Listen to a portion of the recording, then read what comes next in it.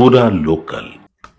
ఈ దొరసానమ్మ చేసే అకృత్యాల్లో భాగం ఏంటంటే, ఈ పెద్దమ్మ తల్లి గుడి ఏరియాలోనే మనం ఎక్కడైతే ఫైట్ చేసామో, ఎక్కడైతే మొన్నంతా పోరాటం చేసి మా గుడి మాకు కావాలి, మా స్థలం మాకు ఇవ్వండి అని అడిగినప్పుడు ఈవిడికి రిప్రజెంటేషన్ కూడా ఇవ్వడం జరిగింది, నగర మేయర్ కాబట్టి.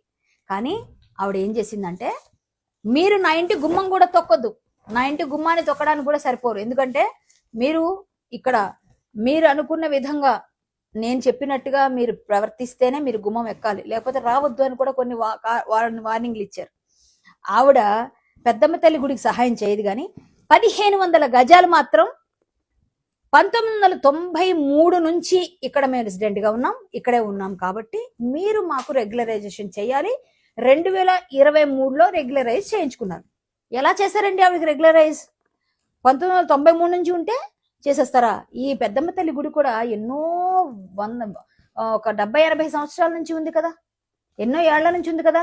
మరి అలాంటప్పుడు పెద్దమ్మ తల్లి గుడికి కూడా మీరు ఎందుకు ఇయ్యరు ప్లేసు అని మేము క్వశ్చన్ చేసినప్పుడు ఈ విషయం బయటకు వచ్చింది మాకు. అంటే ఆ గుడి గురించి మేము ప్రయత్నం చేస్తుంటేనే ఈ దొరసానమ్మ విషయాలన్నీ బయటకు వచ్చినప్పుడు 1500 గజాలు గవర్నమెంట్, బీఆర్ఎస్ గవర్నమెంట్ ఎలా రెగ్యులరైజ్ చేసింది 2023లో. ఈవిడేమైనా ఫ్రీడమ్ ఫైటరా? వీళ్ళ ఫాదర్ ఏమైనా ఫ్రీడమ్ ఫైటరా? వీళ్ళ తాతగారు ఏమైనా ఫ్రీడమ్ ఫైటరా? పోను ఒకవేళ తాతగారి సంగతి నాకు తెలియదు, పక్కన పెడదాం, ఆయన ఉండున్నారు ఉండకపోతే పక్కన పెడదాం, వీళ్ళిద్దరి సంగతి ఏంటండి? వీళ్ళకి ఎందుకు 1500 గజాలు ఎంతకి ఇచ్చారండి? గజం 350 రూపాయలు. ఇక్కడ చూస్తే 350 రూపాయలు ఉంది ఈ డాక్యుమెంట్ లో. 350 రూపాయలు చెప్పిన గజాన్ని పొందడానికి చాలా పేద స్థితిలో ఉన్న ఈ దొరసానికి మన గవర్నమెంట్ 2023లో కట్టబెట్టారు. అంటే 1996 నుంచి మేము ఇక్కడ రెసిడెంట్ గా ఉన్నాం, ఈ ఏరియా అంతా మాదే అని ఆవిడ తెచ్చుకోవచ్చు, ఎందుకంటే నాదే రాజ్యం, నేనే మేయర్ అనుకుని ఆవిడకి ఇచ్చేస్తారా? అంటే అలాంటి వాళ్ళకైతే మీరు 350 చొప్పున ఇస్తారు. పెద్దమ్మ తల్లి గుడికి మాత్రం మేము మాట్లాడితే ఇప్పటిదాకా మాట్లాడరా? అదే ఏరియాలో ఉంటుంది కదా, మరి ఇది ఎందుకు స్వాధీనం చేసుకోవట్లేదు మీరు ప్రభుత్వం? మరి ఇప్పుడు మీరు ఎందుకు స్వాధీనం చేసుకోవట్లేదు? ఈ 1500 గజాలు ఎందుకు తీసుకోవట్లేదు? మీరు వెనక్కి తీసుకోండి. ఈ ఎఫ్ఐఆర్ ఆవిడ మీద అయింది కదా, ఇంకా చాలా చాలా విషయాలు చెప్తాను, ఇది ఒక్కటే కాదు, తర్వాత చెప్తాను. ఇంకా ఇప్పుడు ముందు ఇది చేయండి ఫస్ట్.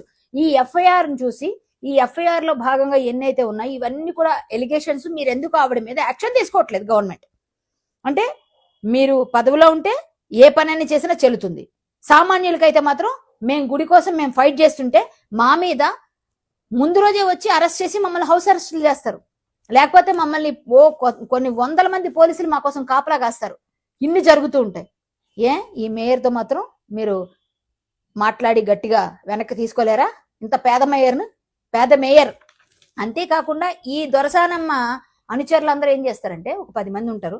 ఆ 10 మంది కూడా అక్కడ చిన్న చిన్న చిరు వ్యాపారులందరూ వచ్చి వారం శనివారం సంత నిర్వహించుకుంటుంటే ప్రతి ఒక్కరి దగ్గర 100 రూపాయలు కలెక్షన్, ఒక 40-40 వేలు కలెక్షన్ వారానికి. ఈవిడ పైన సరిపోదా శనివారం అనే విధంగా చాలా చాలా ట్యాగ్ లైన్లు పెట్టి పేపర్లలో కూడా పడినా కూడా మనం పట్టించుకోలే. ఆవిడ గురించి పేద కుటుంబీకులు కేకే వారసులు అని రాశారు. మీకు అర్థమైంది కాబట్టి చెప్తున్నా ఎవరన్నది. మరి అప్పుడు కూడా పట్టించుకోలే. అంటే ఇవన్నీ పేపర్లో వచ్చినా, టీవీలో వచ్చినా, మన జర్నలిస్ట్ సోదరులు పెట్టినా, ఈవిడ 350 రూపాయలకి ఇంత గట్టిగా ఈవిడ చేస్తున్న ఈ దంద 350 రూపాయలు చెప్పని 1500 గజాలు తీసుకున్నారు. ఏమండి, మా గుడికి మీరు ఇవ్వడానికి మాత్రం మీకు ఇబ్బందిగా ఉందా? 2 లక్షల రూపాయలు 2 లక్షల రూపాయలు గజానికి ఇస్తేనే మాట్లాడండి అన్న తహసీల్దార్. ఏమ్మా తహసీల్దార్ గారు, దీనికి సమాధానం ఏంటి? రిజిస్టర్ ఆఫీస్ నుంచి ఈసీ కూడా తెచ్చి మాట్లాడుతున్నాను నేను. ఈసీ కూడా సెండ్ చేస్తాను నేను పేపర్ వాళ్ళకి, మీడియా వాళ్ళకి. ఈసీ నా దగ్గర ఉంది ఇప్పుడు. ఇంకా కావాలంటే రిజిస్టర్డ్ డాక్యుమెంట్స్ తీసుకుంటాను నేను. ఎందుకు మీరు ఇట్లా చేస్తున్నారు అంటే, మేయర్ని అయితే అడిగే అవకాశం లేదా? మీకు హక్కు లేదా? సామాన్యుల మీద మీ ప్రతాపం చూపిస్తారా? ఇమ్మీడియట్ గా యాక్షన్ కావాలి, లేకపోతే లీగల్ ఫైట్ చేస్తాను నేను లీగల్ గా కూడా ప్రొసీడింగ్స్ చేస్తా. మీరు ఇమ్మీడియట్ గా ఆవిడ మీద జరిగిన ఈ జయమ్మ అనే ఎన్ఆర్ఐ వేసిన ఎఫ్ఐఆర్ పైన, అలాగే ఈ 350 రూపాయల గజం పైన మీరు చేసినది కూడా ఇమ్మీడియట్ గా యాక్షన్ తీసుకోకపోతే లీగల్ ఫైట్ చేస్తాను. కరాటే కళ్యాణి ఎప్పుడు నిజం వైపే నిలబడుతుంది. మీరు చేసింది నా దగ్గర విత్ ప్రూఫ్స్ ఉన్నాయి. ఈ ప్రూఫ్స్ మొన్ననే నేను పెద్దమ్మ తల్లి గుడి విషయంలో ఆ రోజే నేను బయట పెట్టాను. కాకపోతే మీరంతా కూడా ఆ వేడిలో ఉన్నారు కాబట్టి అది బయటికి రాలేదని మళ్ళీ ఈ రోజు ఇది తీసుకొచ్చిన.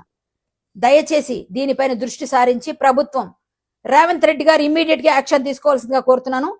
ఇదే ఎంఆర్ఓ 2 లక్షల రూపాయలు గజానికి అడిగిన, మా పెద్దమ్మ తల్లి గుడికి 2 లక్షల రూపాయలు గజం కావాలి అని అడిగిన తహసీల్దార్ ఇది స్వాధీనం చేసుకోవాలి, ఈ భూమిని 1500 గజాలని కూడా. ఇది నేను డిమాండ్ గా తెలియజేస్తూ ధన్యవాదాలు.